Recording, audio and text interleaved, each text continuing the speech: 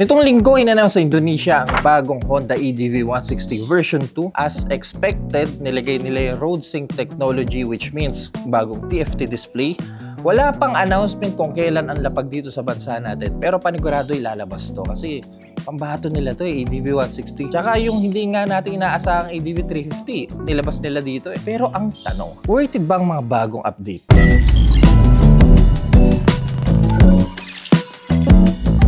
Guys, sa video na to, hindi natin dinidis ang Honda. Actually, big fan ako ng brand. Tutusin, may mga Honda tayo dito sa garahe. Tulad na lang ng CB650R na e-clutch na pula. Nandun. Meron din tayong Honda Giorno na puti. Yan, pagka cute-cute. At meron ding Honda EDV 160. Kay utol to, hiramin muna natin. Ito yung gagamitin natin mamaya pag ikot-ikot. Pero para sa bagong Honda EDV 160 version 2, parang teka lang parang kailangan muna natin pag-isipan ng maayos yan. Pero bago yan, ilabas muna natin itong ADV saglit.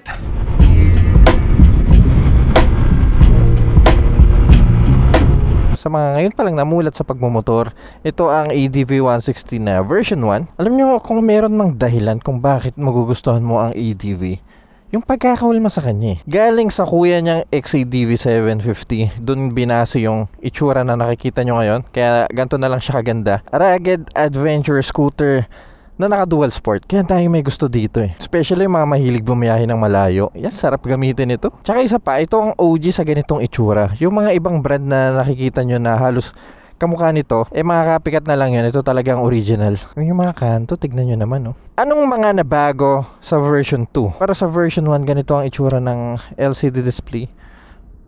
Naka blue background tayo na may mga white indicators.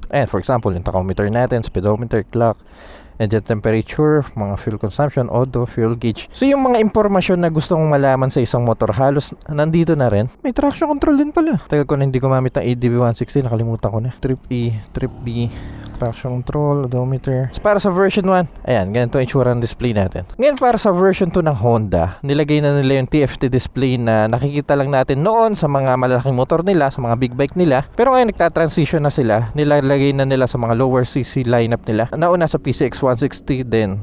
Ito na, sa EDV 160. Sa mga hindi po familiar ko ano yung TFT, ito yung mga mahuhulay tsaka mas advanced na display. Kaya kung napapansin nyo, sa mga big bike lang nilalagay yon kasi medyo komplikado kasi gawin yun tsaka may kamahalan. Dahil wala pang EDV 160 version to sa Pilipinas, pakita ko lang muna sa inyo yung pagka road sync ng bagong Honda PCX 160. Meron ng bagong 5-inch TFT display na dating makikita lang sa mga big bike ng Honda, ngayon nasa scooter na. Medyo malabo kasi may plastic ba, pasensya na. Alright, so dito ang ating tachometer, speedometer sa gitna, clock sa upper right, fuel indicator sa lower left, menu at settings button sa lower right, trip meter, at iba pang information dito sa gitna. Tulad niya, nakababa yung side stand, kaya may icon dyan na side stand yung motor. Pindot pa kanan, ayan, makikita natin ang trip E at average fuel consumption ng motor. Sa baba, ang ating reset trip meter. Settings button, yan, ito na. Function, di na importante yan. Display. Yes, display type. Pwede natin gawing bar, circle, o simple. For example, dito circle. Yan, ganyan yung tsura niya. Hindi ako sanay, parang kulang. Balik natin sa default. Brightness, pwede yung adjust. Pwedeng auto or manual. Pwede mong gawing white yung background nito. Pwede. Favorite info. Pwede nyo adjust dyan. Favorite switch. Dito sa general, meron dito date and time, unit, language. At eto na. Para sa road sync version, pwede nyo nang connect ang cellphone nyo sa pamamagitan ng road sync app. Download nyo lang to. Pwede sa Android at iOS. Sa ngayon kasi nakakulik yung CB natin. Road sync din kasi to. Palitan natin. Change motorcycle. Add new motorcycle. Puro big bike to. Meron kayang PCX. Ayun, meron. Isang click. Next. Yun na, nakita nyo na. Honda BTU. The Bluetooth device is now successfully connected. Pakita ko lang sa inyo kung paano gumagana ang road sync. Main function nito, meron na kayong navigation na naka-integrated sa dash nyo. For example, pupunta tayo ng... Saan pa pwede pumunta? Honda Safety Driving Center, for example. Ayan, ganyan lang siya. Ito na yung navigation nyo. Hindi siya yung navigation na buong screen sasakupin niya. Hindi. Ito maliit na portion lang ng screen nyo. Ito maliit na portion lang ng dash nyo. 30 kilometers to the destination. Meron ding music na kailangan nyo pa-iset. Hindi na natin gagawin niya.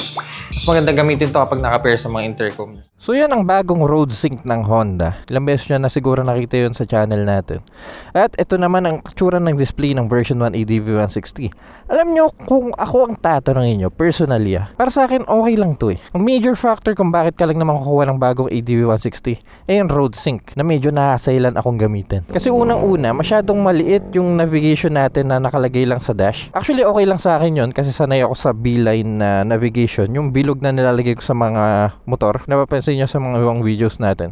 Halos ganun din. Pero iba pa rin yung ginhawa kapag gamit mo Google Maps or Waze. Yung nakikita mo yung buong daan. So minsan mas prefer ko talaga yung nakalagay yung cellphone ko sa mga handlebar. Also pwede mong i-zoom in or zoom out kung may gusto kang tignan na daan, di ba? Pangalawa, hindi masyadong accurate yung navigation. Siguro mga ilan ba? 3 beses na rin ako niligaw ng navigation ng road sync. Siguro kailangan pang pagtuunan ng pansin ng Honda kung paano magiging accurate yung navigation nila. Hindi niya masyadong mabasa yung daan eh. And lastly, when it comes to the road sync app ng Honda, ewan ko, para sa akin hindi siya masyadong user-friendly. Medyo annoying nga, lalo na yung boses na nagsasalita. Navigation.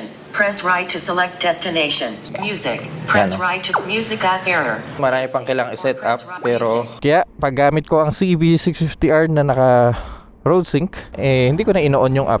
Ginagawa ko na lang, naglalagay na lang ako ng mga cellphone holder. Ayan, tulad nito, quad lock. Ito, kinakabit yung cellphone ko. Yun yung navigation ko. Pangalawa, sa bagong update ng ADV version 2, yung bagong switch gear sa kaliwa. Joystick for our display, businang flat. Siguro ako lang, pero hindi ko gusto yung bagong switch gear ng Honda. Guys, etong nakikita nyo, kalimutan nyo na to. Kasi mapa-high to low displacement ng Honda, isa lang switch gear nila sa kaliwa. Itong malaking button ng busina na to, yan. Kalimutan nyo na yan. Kasi napalitan na ng maliit na button. Ewan ko kung ako tatanungin nyo, sobrang miss ko yung ganitong klaseng pindutan ng Honda. Dito hayay ka lang eh. For example, bubusina ka, makakapa mo agad. Doon, pahirapan. Kasi yung pagkakakurba ng button, sumasabay sa pagkakurve ng buong hulman nitong switchgear eh. Pero dito sa version 1, high beam and low beam lang meron kayo. Sa version 2, meron na kayong passing light. Tsaka alam ko lahat ng switch nyo sa ilaw dito sa part na to. Yan, so kabig-kabig na lang kayo dyan. So yun po ang major update ng bagong ADV 160 version 2. Sa kulay, yan, di mawawala yan. 3 ata ang nilabas na kulay para sa version 2. Hindi lang natin sigurado kung ilan ang lalapag dito sa Pilipinas. Para sa body niya, I think walang masyadong nabago. I mean, mga lighting system, itong tail light, ganun pa rin. Grab bar, halos ganun pa rin. Itsura ng windscreen, ng headlight, yung signature itsura niya, halos hindi na bago. Manually adjustable pa rin yung windscreen. Pinalitan ng kapatid ko yung windscreen niya, so lumiit. Yung ko ng trip ng kapatid ko. Parang may nakita kong bagong side vent sa version 2. Nilagay nila dito. Ito plain pa eh. Halos majority talaga sa switchgear tsaka sa TFT display. Ngayon, magkano ang magiging presyo ng ADV 160 version 2? Tansyahin natin. PCX noon, ABS pa lang ang tawag. Mga 149,900. Sabihin natin 150,000 yung dating PCX. Nung lumabas ang road sync, prenesyohan nila ng 154,900. Isarado na natin sa 155,000. So kumpara sa dating PCX sa bagong PCX road sync, merong 5,000 price difference. Para naman sa ADV 160, sa ngayon, magkano ba to? 166,900. Nagtingin ako ngayon sa website, medyo nagtaas pala sila. Naalala ko dati 164 lang to. Ngayon 166 na pala. O 167 na, sabihin natin ganun. So kung lalabas ang version 2, dagdagan mo ng 5,000. So halos 172,000 ang kakalabasan. So ganun ang posibleng maging presyo ng ADV version 2. Teka, ising ko lang tong 360 camera natin. So para sa makina ng ADV kumpara sa version 2, yes, wala pong nabago. Yun at yun pa rin. Conventional CVT na merong at least 16 horsepower. Gusto kong dumiretso dito, kaso big bike lang pwede dyan. Ang vibrate talaga ng mga 160 ng Honda, no? Bakit ganun? Giorno ko, napaka-smooth eh. Of course guys, keyless pa rin ng bike. Kabig-kabig lang kayo sa knob dito. Iba talaga pumalo pag 160. Para sa fuel capacity ng version 2, 8.1 liters pa rin, katulad pa rin sa version 1. At may fuel consumption pa rin na at least 45 kilometers per liter, depende sa timbang at sa biga nyo. Naka dual sport tire pa rin, harap at likod. Sizing ng mga gulong hindi na bago. Version 2, single ABS pa rin, katulad dito sa version 1. Sa harap lang po ang ABS, wala sa likod, which is para sa akin okay lang kasi majority ng brake foot nyo nasa harap. Pero kagandahan naman sa Honda, dude, yung pyesa. Dahil sobrang daming naka-Honda sa daan, I think kinonquer ata ng Honda ang mga motor sa kalsada ng Pilipinas. Ayan o, PCX sa harapan, Honda Click. Sa likod ko, Honda to, panigurado. O, di ba? Honda Click din. Kahit saan ka lumingon, may Honda na motor. Kaya hindi malabong hindi nila ilabas ang bagong ADV 160 dito sa Pilipinas. Pero ang ganda naman sa version 2, dude, kinip nila to. Itong part na to, dito lang talaga sa kaliwa yung ginalaw nila. Labak sa kaliwa, ito kinip pa rin nila to. Naka USB charging port sa version 1. I think sa version 2, naka Type C na. Wala, nagta-transition na yung mga gadget kasi sa Type C. Ano ba yun? Ay, shucks. Yung lens guard ng Insta360 ko tumalon. Anak mo nang. Kano rin to Ay. Buti na lang sa sapatos ko napunta. Diyos ko day. Of course, traction control meron pa rin sa version 2. Pananatiliin niyang nakalapat yung gulong nyo sa kalsada. Sando Gaming sa big bike. Ang lakas ng loob. Pero wala tayong button sa traction control Sa version 2, mayroon kayong button. So pwedeng on and off traction control sa version 2.